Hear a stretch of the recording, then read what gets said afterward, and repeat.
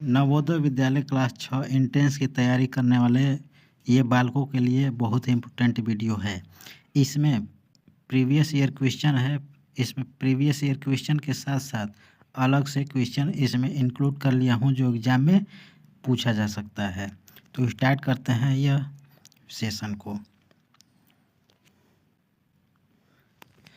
तो दोस्तों यह हिंदी का है क्वेश्चन। इसमें टोटल 16 या 17 क्वेश्चन है और सभी इम्पोर्टेंट है। मतलब कि यह इसलिए वीडियो बना रहा हूँ कि इसमें ये समझ में आ जाएगा कि प्रीवियस ईयर क्वेश्चन कैसे आ रहा है, प्रीवियस ईयर्स में कैसे कैसे क्वेश्चन पूछा गया हिंदी का। तो इसी फॉर्मेट में तैयारी करना होगा।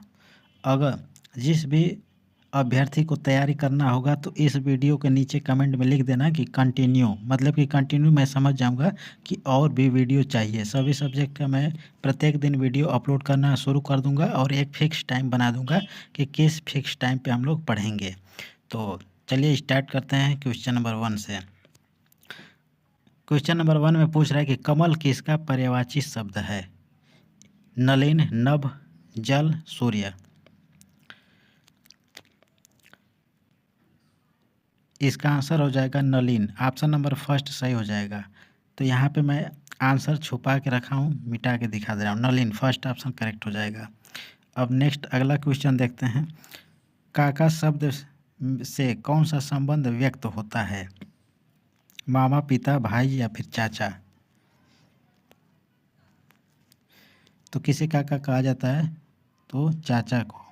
तो ऑप्शन नंबर डी प्रश्न का आंसर हो जाएगा। नेक्स्ट, विद्यालय शब्द में उपसर्ग कौन सा है? विद, आलय, विद्यालय या फिर शाला। तो यहाँ पे विद्यालय में विद्य प्लस आलय, ये समास का, ये संधि विच्छेद का है। ये तो जो शुरू में ये मूल शब्द है, इसके शुरू में जो लगा हुआ है उसे ही उपसर्ग कहा जाता है। ये मूल शब्द है, इसके पहले लगा हुआ जो शब्द है वो होता है उपसर्ग, और इसके बाद में जो शब्द लगा रहता है उसे प्रत्यय कहा जाता है। तो वीडियो मैं बताया हूँ कि कंटेंट को पूरा देखना, कंटिन्यू लिख देना। वो ढंग से मैं अपने हिसाब से अच्छा क्वेश्चन बना के अपलोड करूँगा। कभी कभी लाइव भी आऊँगा जिससे अच्छा एग्जाम में पेपर अच्छा नंबर आ सके, पेपर को अच्छा से क्वालिफाई किया जा सकते हैं। तो इसमें उपसर्ग कौन सा है? तो विद। कौन सा option? Option number first. Next, बालक का स्त्रीलिंग बनाना है। मैं स्त्रीलिंग से पुल्लिंग, पुल्लिंग से स्त्रीलिंग बनाना सब कुछ सिखाऊंगा, बस वीडियो पूरा देखते रहना। बालक का स्त्रीलिंग रूप क्या होगा? बालिका, बालू, बालिनी, बालुका। तो इसमें बालक का बालिका होता है, बालिका। ऑप्शन नंबर फर्स्ट हो जाएगा।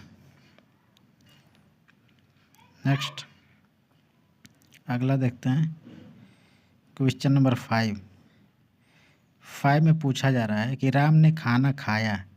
इस वाक्य में राम कौन सा कारक है? ये कारक से क्वेश्चन आ गया। कारक, करण, संप्रदान, कर्ता या फिर अपादान। राम ने खाना खाया, तो इस पे राम पे फोकस किया गया है। राम, राम, तो राम एक सब्जेक्ट है, मतलब क्या है? कर्ता है। तो यह कर्ता कारक हो जाएगा, कर्ता कारक। सी ऑप्शन करेक्ट है। अगला क्वेश्चन नंबर 6, अत्यधिक शब्द में कौन सा उपसर्ग है? तो मैं बताया हूँ कि जैसे कि यहाँ पे मूल शब्द कोई लिख दिया है, मूल शब्द ये है और इसके पहले जो कोई शब्द इसमें जुड़ा है तो ये हो जाता है उपसर्ग, उपसर्ग हो जाता है। अब मूल शब्द के बाद जो शब्द लगा रहता है उसे कहते हैं प्रत्यय। ये तो समझ में आ गया। अब इसमें पूछ रहा है अत्यधिक शब्द में कौन सा उपसर्ग है? अत्यधिक, तो अति प्लस अधिक से अत्यधिक बना है, तो इसका मतलब अधिक ये मूल शब्द हो गया। अब मूल शब्द के पहले कौन सा शब्द लगा हुआ है? अति, अति इसका उपसर्ग है। तो फर्स्ट ऑप्शन करेक्ट आंसर हो जाएगा। अगले क्वेश्चन की तरफ हम लोग चलते हैं। काले कोस की यात्रा मुहावरे का अर्थ क्या है? कठिन यात्रा, लंबी यात्रा। ऑप्शन इधर और दिया हुआ है। लंबी यात्रा था, और छोटी यात्रा और सुखद यात्रा। कौन सा ऑप्शन सही होगा? इसका आंसर इन दोनों में से कोई नहीं है। इसका आंसर लंबी यात्रा हो जाएगा। लंबी यात्रा मतलब ऑप्शन नंबर बी। देखते हैं, यहाँ पे बिल्कुल सही है। क्वेश्चन नंबर 8 है, इसमें कह रहा है कि सिंह का पर्यायवाची क्या होगा। मतलब कौन इसमें नहीं है, नहीं पूछ रहा है, नहीं बताना है। मृगेश, केसरी, मृगेंद्र या फिर गजेंद्र। तो इसमें गजेंद्र हो जाएगा। गजेंद्र ये हाथी का हो जाएगा। अब पूछा किसका है?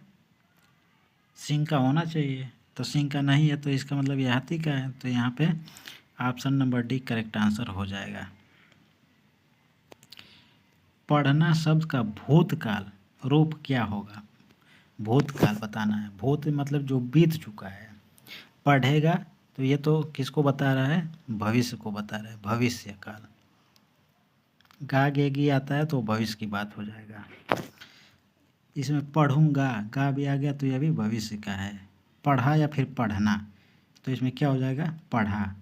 वह 2 किताब पढ़ा, मतलब कि पढ़ चुका है, मतलब भूतकाल की बात हो गया। Option number B correct answer हो जाएगा। नेक्स्ट, नेत्र का पर्यायवाची इसमें से बताना है कौन है? मुख है, लोचन है, हृदय या फिर मस्तक। तो मस्तक जो होता है ये सिर का पर्यायवाची होता है, सिर।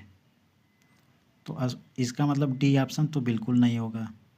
मतलब ई ढंग से भी ऑप्शन तक पहुंचा जा सकता है, नहीं आंसर पता है तो भी। जैसे अब 3 ऑप्शन में से कोई एक आंसर होगा। तो मुख, मुख ये मुंह का पर्यायवाची है, मुंह का। मतलब ये भी कट गया, ये भी नहीं होगा क्योंकि नेत्र का पूछा है। हृदय तो स्पष्ट है कि ये भी नेत्र का नहीं होगा, तो बचा हुआ आंसर ही इसका आंसर हो जाएगा। बचा हुआ ऑप्शन इसका आंसर हो गया, तो लोचन इसका आंसर हो जाएगा, लोचन। नेक्स्ट, सूर्य का पर्यायवाची कौन सा है इसमें से? सूर्य,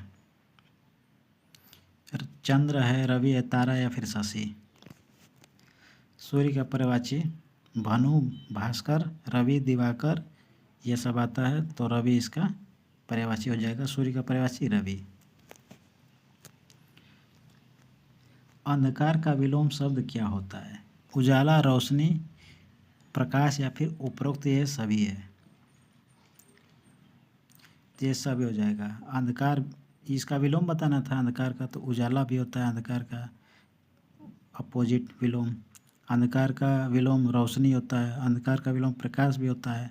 इसका मतलब सभी ऑप्शन सही हो जाएगा। तो यहाँ पे डी ऑप्शन को टिक करना होगा, एक एक ऑप्शन को टिक नहीं करना होगा। डी ऑप्शन इसका सही हो जाएगा आंसर। नेक्स्ट,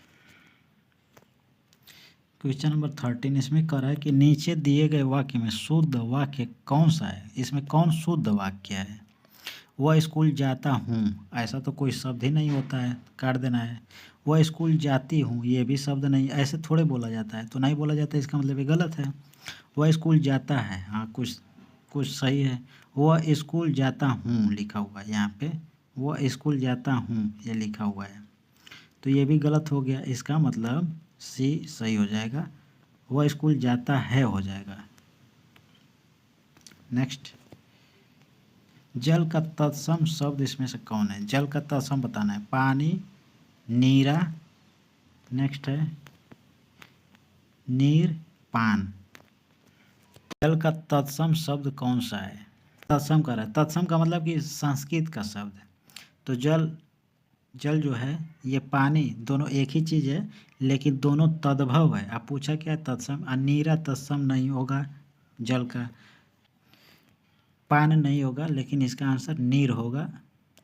पान नहीं होगा, नीर होगा। सी ऑप्शन सही हो जाएगा, सी। अगला क्वेश्चन,